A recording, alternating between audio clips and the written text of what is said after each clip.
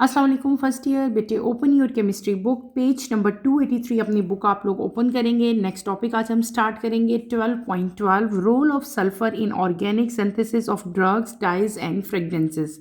Easy सा topic है बेटे।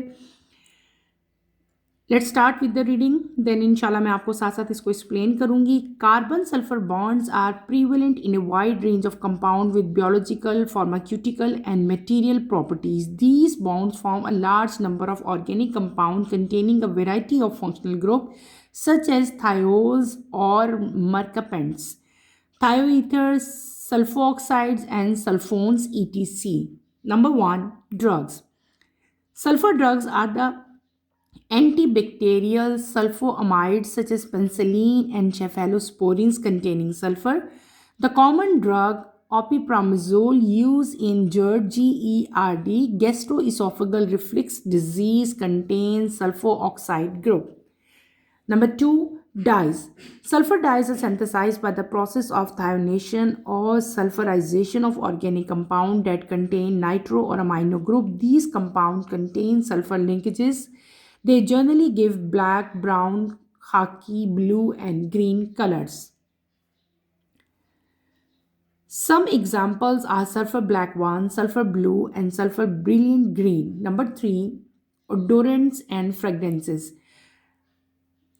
Mercaptans are used to give odor to natural gas. Some thiols are pleasant odor on high dilution. For example, thioterpenol is the key ingredient in the aroma of grapefruit. Cis-galbanum or oxathine is a fragrant compound. It is used in fine fragrances, soap, shampoos, and shower gels. Many natural occurring odorants are produced synthetically and also applied as flavoring agent. छोटा सा topic था जो मैंने अभी read out किया, that is role of sulphur. बेटे हमने जो सल्फर अभी डिटेल से पढ़ा था लास्ट लेक्चर में कि उस सल्फर का सिंथेसिस ऑफ ड्रग्स में, डाइट में और फ्रेगनेंसेस में क्या रोल है। 1 बाय 1 इनके सबके रोल्स हैं आपके बुक में दिए हुए, बहुत ईजी हैं।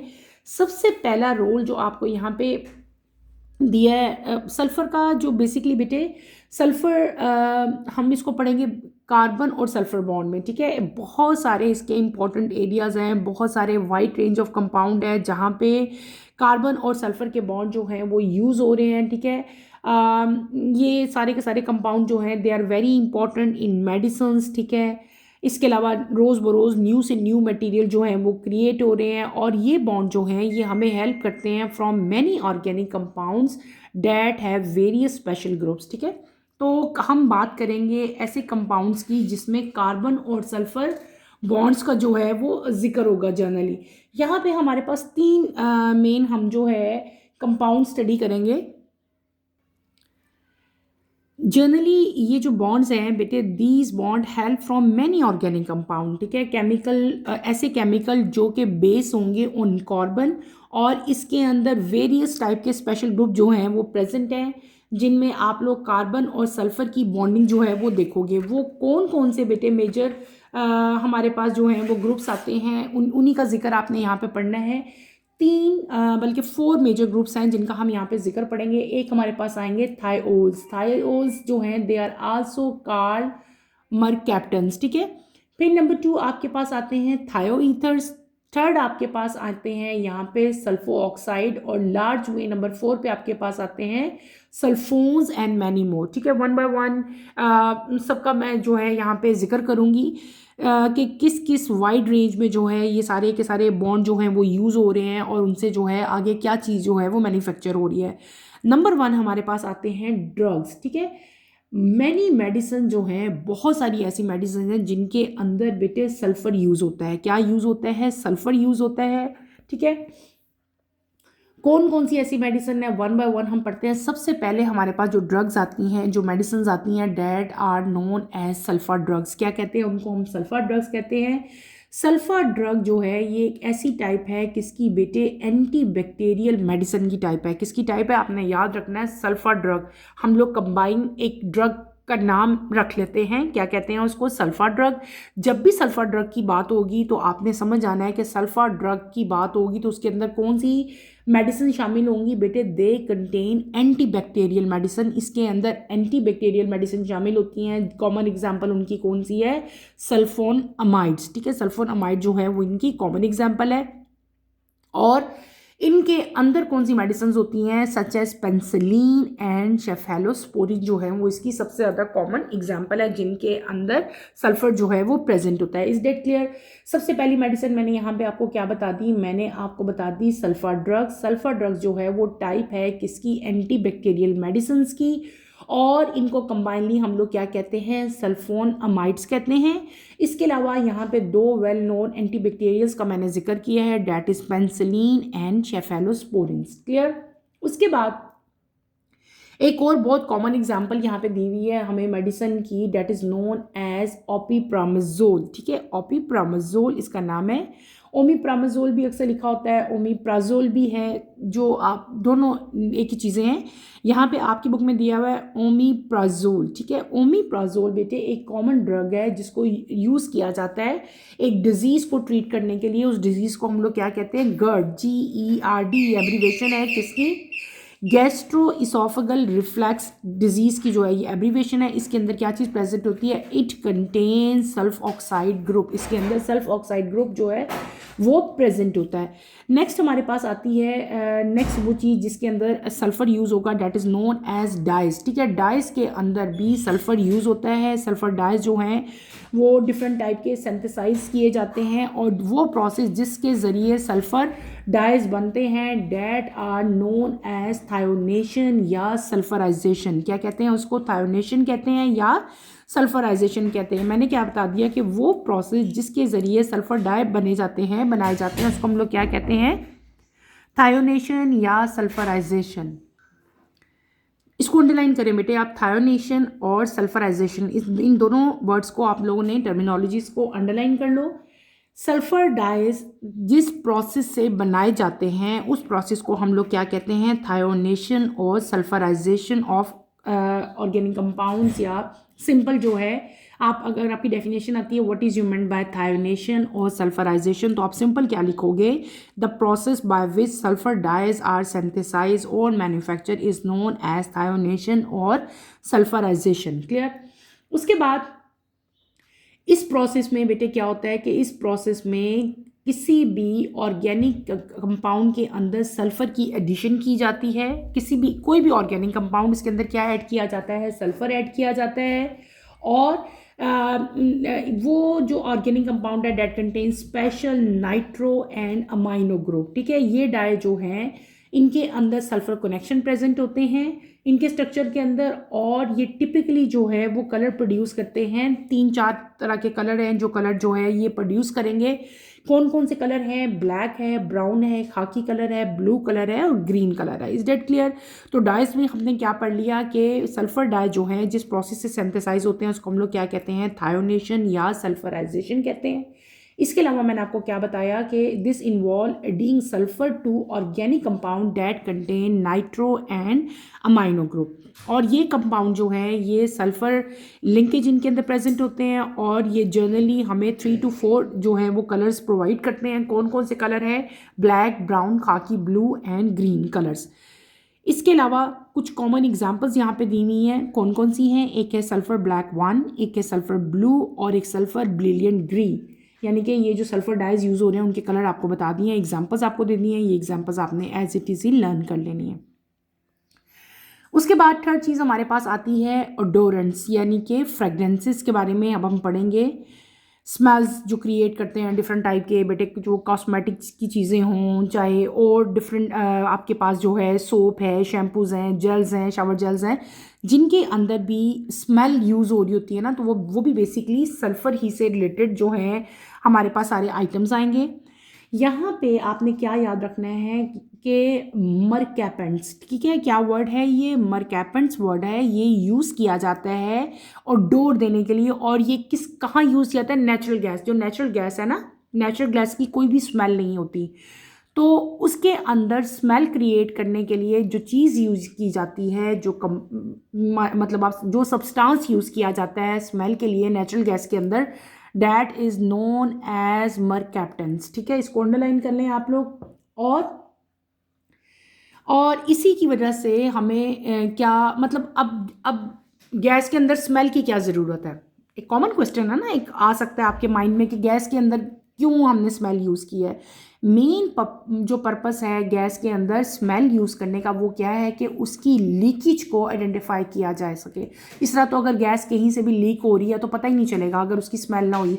तो स्मेल ऐड करने का मेन पर्पस ही ये है कि इसके अंदर जो है जब स्मेल ऐड की जाएगी गैस के अंदर तो कहीं से भी अगर उस गैस की लीकेज होगी तो वो स्मेल से इजीली जो है वो फाइंड किया जा सकेगा कि गैस जो है वो कहाँ से लीक हो रही है। तो वो चीज़ जो गैस के अंदर एज ए स्मेल के लिए यूज़ की जा रही है वो क्या है? That is known as mercaptans. इसको आपने अंडरलाइन करना है। और ये क्वेश्चन भी आपका आ सकता है कि मर्कैपेंट जो है वो क्यों यूज़ किए जाते हैं, तो आप क्या बताओगे कि they help us to detect leakage. Is that clear? इसके अलावा यहाँ पे सेकंड मेन चीज़ आप क्या याद करोगे कि सम थायोल जो हैं वो भी यूज़ किए जाते हैं फॉर प्लेजेंट अडोर, यानी कि स्वीट। प्लेजेंट का मतलब होता है अच्छी स्मेल, जो है जो आपको अच्छी लगे, ठीक है, स्मेल करने में। तो कॉमन जो हम यहाँ पे फ्रेगनेंसेस यूज़ करेंगे वो कौन सी हैं? वो हैं थायोल्स हैं। थायोल्स हम यूज़ करते हैं प्लेजेंट अडोर के लिए for high dilution. Common example इसकी क्या है? थायोटर्पिनॉल जो है ये एक की इंग्रेडिएंट है जो यूज़ किया जाता है in the aroma of grape fruit, ठीक है, ग्रेप फ्रूट के अरोमा के लिए। ग्रेप फ्रूट तो आप सबने खाया, ग्रेप फ्रूट की एक स्मेल है ना, तो उसी स्मेल को आर्टिफिशियली किस चीज़ के से प्रोड्यूस किया जाएगा? तो ग्रेप फ्रूट की जो स्मेल है उससे उसकी तरह की स्मेल है, सिर्फ इसकी सेम टू सेम जो यहाँ पे यूज़ हो रहा है substance that is known as thioterpineol, ये की इंग्रेडिएंट है in the aroma of grape fruit. Is that clear? उसके बाद अगला यहाँ पे जो आपको सब्सटेंस बताया गया है दैट इज़ नोन एज सिसजल्बनम, ये लिखा हुआ है सिस, इसके साथ ही आपने लिखना है सिस ग्लैबुनम, ठीक है, ग्लैबुनम ये वर्ड है और ये एक फ्रेगनेंट कंपाउंड है, साथ इसके ऑक्साथाइन भी है। ये पूरा वर्ड आप अंडरलाइन करो। सिस ग्लैबुनम ऑक्साथाइन इज़ अ फ्रेगनेंट कंपाउंड और ये डिफरेंट टाइप के मटेरियल्स में, डिफरेंट टाइप के सब्सटेंसेस में यूज़ किया जाता है, specially in soaps, shampoos and shower jail में इनको यूज़ किया जाता है फॉर ओडोर, फॉर स्मेल, ठीक है, क्लियर हो गया। इसके अलावा बहुत सारे नेचुरली अकरिंग ओडोरेंट जो हैं वो प्रोड्यूस किए जाते हैं सिंथेटिकली, यानी कि आर्टिफिशियली प्रोड्यूस किए जाते हैं और अप्लाई किए जाते हैं as flavouring agent. Is that clear? तो बेसिकली क्या है कि जो सल्फ़र है बेटे, इससे बहुत सारे ओडोर्स, बहुत सारे फ्रेगनेंस जो हैं वो क्रिएट किए जाते हैं आर्टिफिशियली। वो फ्रूट की स्मेल के भी क्रिएट किए जाते हैं, शैम्पूज़ के लिए भी, शावर जेल में भी स्मेल के लिए यही यूज़ किए जाते हैं। और दो तीन एग्जांपल यहाँ पे आपकी बुक में थी। सबसे पहली एग्जांपल हमने यहाँ पे क्या पढ़ी? मर्कपेंट की पढ़ी, जो कि नेचुरल गैस में स्मेल के लिए यूज़ किया जाता है। फिर सेकंड एग्जांपल हमने क्या पढ़ी इसकी? थायोटर्पिनॉल जो है ये इंग्रेडिएंट है किसका? अरोमा ऑफ ग्रेप फ्रूट का। थर्ड मैंने यहाँ पे आपको क्या पढ़ा दिया? सिस ग्लैबनम ऑक्साथाइन, ये फ्रेगनेंट कंपाउंड है और ये यूज़ किया जाता है बेटे in shampoo, soaps and shower gel, ठीक है। तो ये तीन मेन एग्जांपल्स हैं। इन तीनों एग्जांपल्स के नेम और ये कहाँ कहाँ यूज़ किए जाते हैं ये आपने अच्छी तरह से याद करने हैं। नेक्स्ट टॉपिक की तरफ चलते हैं बेटे। नेक्स्ट टॉपिक हमारा है 12.13 सल्फ्यूरिक एसिड H2SO4। आप सब अच्छी तरह फैमिलियर हो इसके नाम से, इसके फार्मूला से। sulfuric acid H2SO4. The major portion of sulfur, around 85%, is used in the production of sulfuric acid. It has tetrahedral structure with 2s single bond O and 2s double bond O bond as shown in figure 12.11. Major portion sulphur का around 85% जो है वो use होता है in the production of sulphuric acid. Sulphuric acid बनाने के लिए 85% जो सल्फ़र है ना बेटे वो यूज़ होता है। इसका स्ट्रक्चर जो है इट हैज़ टेट्राहेड्रल स्ट्रक्चर है। इसमें 2 S सिंगल बॉन्ड O और 2 इसमें S double bond O present होते हैं। यहाँ पे आपकी बुक में इसकी पूरी बॉन्डिंग और इसकी शेप दी गई है। ये देखो, एस और ऑक्सीजन, सल्फर और ऑक्सीजन के दरमियान में 2 डबल बॉन्ड प्रेजेंट हैं। 2 डबल बॉन्ड ये हैं, 2 डबल बॉन्ड ये हैं। इसके अलावा सल्फर और ऑक्सीजन में 2 सिंगल बॉन्ड भी प्रेजेंट हैं, ठीक है। एक हाइड्रोजन यहाँ पे अटैच है, एक हाइड्रोजन यहाँ पे अटैच है, H2 SO4, ठीक है। और जो इसकी जो शेप है डैट इज टेट्राहेड्रल स्ट्रक्चर है इसका, ठीक है। ये आपने इसका स्ट्रक्चर बनाना आपको आना चाहिए। नेक्स्ट टॉपिक की तरफ चलते हैं। हमारा यहाँ पे सल्फ्यूरिक एसिड से रिलेटेड टॉपिक जो है that is the contact process. Sulfuric acid is produced by the contact process. A flow sheet diagram of the contact process is shown in figure 12.12. The contact process can be divided into the following stages. Sulfur pyrite burner. The process starts with the combustion of molten sulfur or by the heating pyrites such as iron pyrite FeS in excess of air to produce sulfur dioxide SO2. S plus O2, SO2, FeS plus 6O2, Fe2O3 plus 4SO2. Purification unit. If pyrite ore is used as a sulfur source, the SO2 gas form may contain contaminants like dust particles, vapors, and arsenic oxide. These contaminants affect the efficiency of the catalyst, hence the gas need to pass through the purification unit in an arsenic purifier. Gelatinous ferric hydroxide FeOH3 present in horizontal shelves absorb arsenic oxide AS2O3. AS2O3 plus 2 FeOH, FeASO3 plus 3 hydrogen, contact tower and the heat exchanger.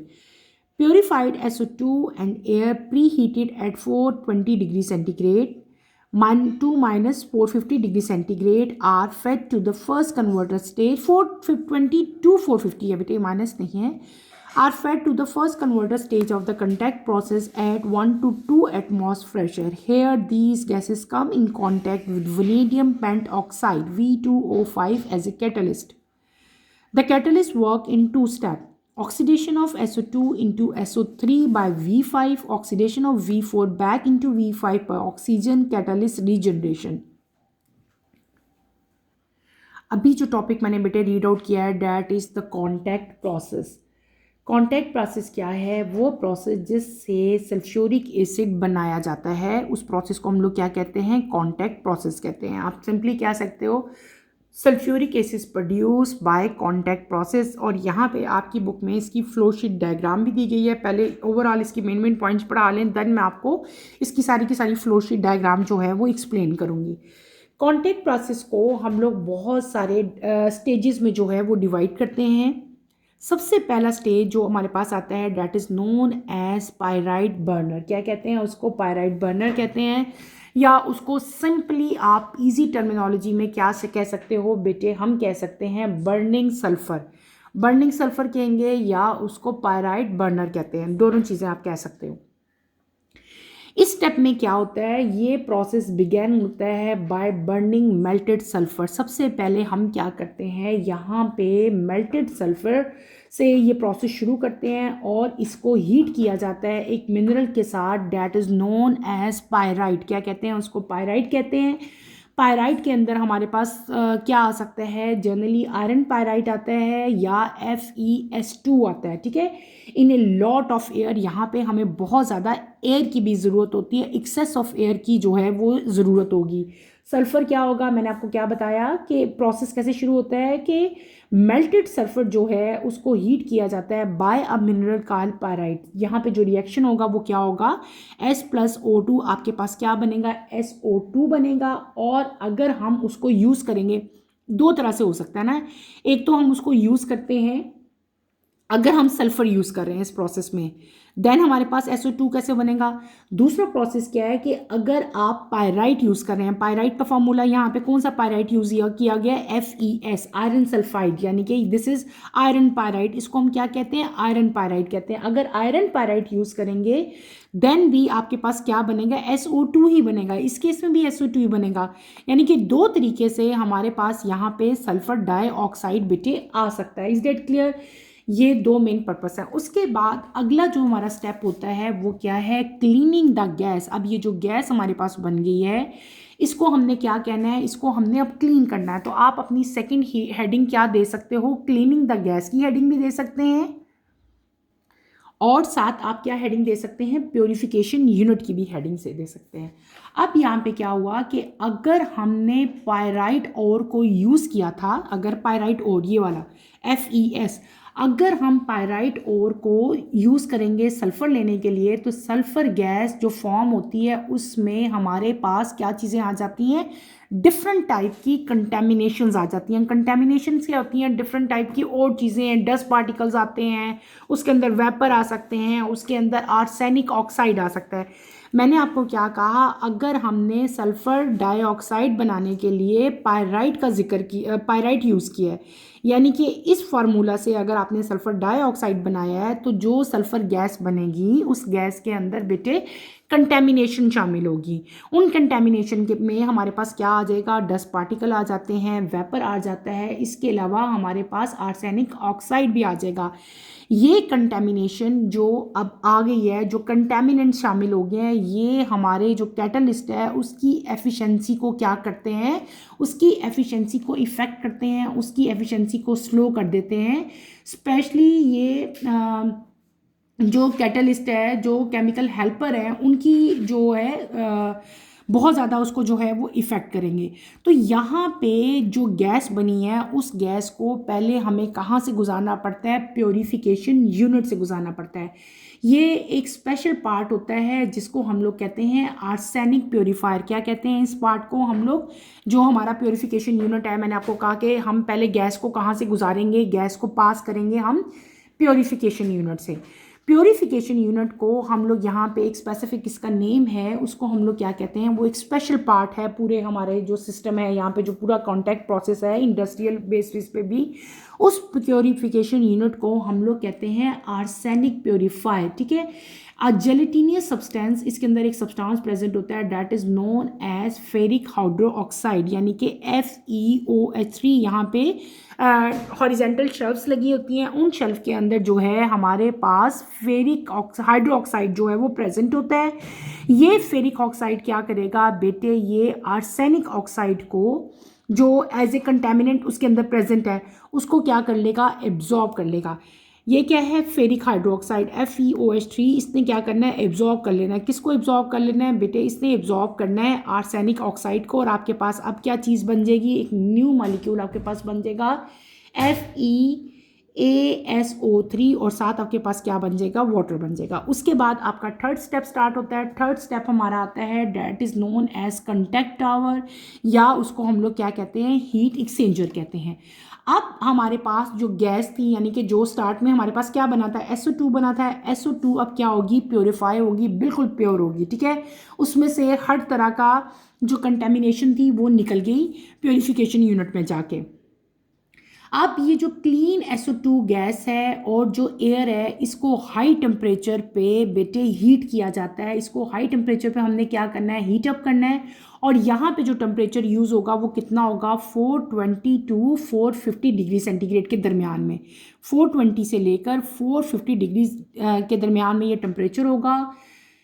SO2 जो clean है और जो air है उसको इस temperature पे हमने क्या करना है, हीट अप करना है। उसके बाद इनको सेंड कर देना है first part of the contact tower. Contact tower के फर्स्ट पार्ट पे इनको सेंड करना है। यहाँ पे जो प्रेशर होगा वो कितना होगा, 1 to 2 एटमॉस्फेयर होगा इस टावर के अंदर। यानी कि अब कहाँ चलेगी गैस, गैस चलेगी कॉन्टैक्ट टावर के अंदर। कॉन्टैक्ट टावर के अंदर ये गैसेज जो हैं, ये वहाँ पे एक कैटलिस्ट मौजूद होता है। क्या होता है, कैटलिस्ट मौजूद होता है जिसको हम लोग क्या कहते हैं, वनेडियम पेंटऑक्साइड। वनेडियम पेंटऑक्साइड का फार्मूला क्या है बेटे, V2O5। ठीक है, वहाँ पे यानी कि गैसेस जो हैं जब चली गई वहाँ पे हमारे पास, तो कंटैक्ट टावर के अंदर गैसेस गई, वहाँ पे प्रेशर कितना था, 1 to 2 एटमॉस्फेयर, और वहाँ पे ऑलरेडी एक कैटलिस्ट मौजूद है जिसका क्या नाम है, वनेडियम पेंटऑक्साइड V2O5।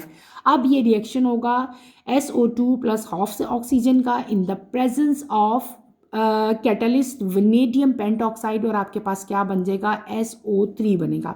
SO3 बनेगा। अब ये जो कैटलिस्ट है V2O5 बेटे, ये 2 स्टेप में जो है इसकी वर्किंग होती है। पहले स्टेप में क्या होता है कि SO2 के अंदर V2O5 जब ये मिक्सअप होगा तो हमारे पास क्या बनता है SO3 और साथ हमारे पास क्या बनेगा V2O4, एक हाइड्रोजन यहाँ से निकल के इधर आ गया, ठीक है। अब दूसरे स्टेप में क्या होता है कि V2O4 जो है वो दोबारा से रिवर्स बैक होगी, यानी कि दोबारा से चेंज हो जाएगी बैक इनटू, यानी कि अब क्या बना V2O4 बनाना, अगले स्टेप में V2O4 दोबारा कन्वर्ट हो जाएगी किसमें V2O5 में, ठीक है, बाय रिएक्टिंग विद ऑक्सीजन, यानी कि V2O4 दोबारा ऑक्सीजन के साथ रिएक्ट करके क्या बना देगी V2O5 बना देगी। कैटालिस्ट जो है इसका मतलब है दोबारा से अपने आप को रेडी कर लेगा अगेन यूज़ होने के लिए। और आपको ये बात पता होती है कि जब भी हम किसी भी रिएक्शन में कोई कैटालिस्ट यूज़ करते हैं तो कैटालिस्ट वहाँ पे यूज़ होता है, लेकिन वो दोबारा से अपनी ओरिजिनल हालत में दोबारा मौजूद हो जाता है आफ्टर कंप्लीटिंग द रिएक्शन। तो यहाँ पे भी ऐसे हुआ, ये जो वेनेडियम पेंटॉक्साइड है ये दोबारा से वहीं पे प्रेजेंट था, ठीक है, ताकि फर्दर जो है वो रिएक्ट कर सके। Is that clear? ये हमने क्या पढ़ा, ये हमने पढ़ लिया अपना फर्स्ट 3 पार्ट्स मैंने आपको जो हैं वो पढ़ाए हैं। अगला भी हम पढ़ लेते हैं इसके साथ ही। अच्छा बेटे, मैं आपको पढ़ा रही हूँ पूरा कंटेक्ट प्रोसेस। कंटेक्ट प्रोसेस के फर्स्ट 4 प्रोसेस मैंने आपको पढ़ा दिए हैं, एक ही प्रोसेस और रहता है वो भी हम पढ़ लेते हैं। अगला प्रोसेस हमारा इसमें देखो, ये प्रोसेस हमने क्या पढ़ा था, contact tower and heat exchanger. Fifth की तरफ चलते हैं, जो फिफ्थ हमारा है डेट इज एब्जॉर्प्शन टावर। अब हमारे पास क्या बन गया, यहाँ पे हमारे पास बन गया सल्फर ट्राईऑक्साइड। सल्फर ट्राईऑक्साइड के बाद क्या होना है अब वो हम पढ़ेंगे। Sulfur trioxide is cool and can be converted to sulfuric acid by reacting with water H2O plus SO3 H2SO4. Mixing SO3 with water is not feasible because the reaction is extremely exothermic and acidic vapor or mist is produced rather than a liquid solution. Mainly sulfur trioxide is dissolving in recirculating hot 98.5 sulfuric acid. The term fuming sulfuric acid or oleum is used for the mixture of sulfur trioxide with 100% sulfuric acid. Oleum undergoes a reaction with water to make highly concentrated solution of sulfuric whose concentration can be adjusted. Last number 5th हमारा जो contact process का जो बेटे process था that is known as absorption tower. अब क्या होगा absorption tower में आगे हमारा जो स्टेप है यानी कि जब आपके पास SO3 बन गई, अब इस स्टेप के एंड पे हमारे पास सल्फर ट्राईऑक्साइड बन गई थी। अब अगला प्रोसेस यहीं से शुरू हुआ, उस प्रोसेस को हमने क्या नाम दिया एब्जॉर्प्शन टावर। जब सल्फर ट्राईऑक्साइड बेटे बन जाती है उसके बाद जब वो कूल हो जाती है, ठीक है, ठंडी हो जाती है, तो क्या होगा सल्फर ट्राईऑक्साइड के अंदर बेटे वाटर को ऐड किया जाएगा। सल्फर ट्राईऑक्साइड प्लस वाटर आपके पास क्या बन जाता है सल्फ्यूरिक एसिड बनेगा, H2SO4 बन जाएगा, ठीक है। अब मिक्स जब SO4 को हम डायरेक्टली वाटर के साथ मिक्स करेंगे तो ये सूटेबल नहीं है, क्योंकि रिएक्शन जो है वो लार्ज अमाउंट ऑफ हीट को जो है वो रिलीज करता है और इसके साथ ही बेटे मिस प्रोड्यूस होती है rather than a liquid solution. तो इसलिए क्या है कि इसको डायरेक्ट जो है हम मिक्स नहीं करते हैं, ठीक है, बल्कि हम क्या करेंगे कि सल्फर ट्राईऑक्साइड को मोस्टली जो है पहले डिज़ोल्व किया जाता है इन हॉट सल्फ्यूरिक एसिड, जो पहले से 98.5% प्योर होती है, और उसको कॉन्स्टेंटली जो है वो सर्कुलेट किया जाता है। उसके बाद सल्फर ट्राईऑक्साइड जो है वो मिक्स होगी विद 100% सल्फ्यूरिक एसिड, ठीक है।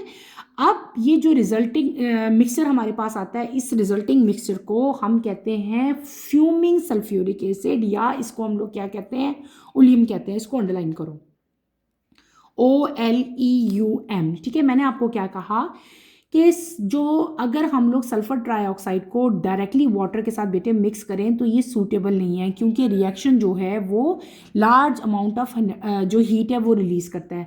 इसलिए हम लोग क्या करते हैं, बजाय इसके कि सल्फर ट्राईऑक्साइड को हम मिक्स करें, हम उसको डिज़ोल्व करते हैं हॉट सल्फ्यूरिक एसिड में, ठीक है। डैट इज़ ऑलरेडी 98.5% प्योर जो होता है, और जब सल्फर ट्राईऑक्साइड को 100% प्योर सल्फ्यूरिक एसिड के साथ मिक्स किया जाए तो हमारे पास एक मिक्सचर बनता है, जिस मिक्सचर को हम लोग क्या कहते हैं फ्यूमिंग सल्फ्यूरिक एसिड कहते हैं, या उसको हम लोग क्या कहते हैं ओलियम कहते हैं, ठीक है। अब ये ओलियम यानी कि H2SO4 जो हमारे पास अब बन गया, ये क्या करेगा, ये रिएक्ट करेगा वाटर के साथ to produce highly concentrated sulphuric acid solution, और इस एसिड की फिर स्ट्रेंथ जो है उसको एडजस्ट किया जाता है।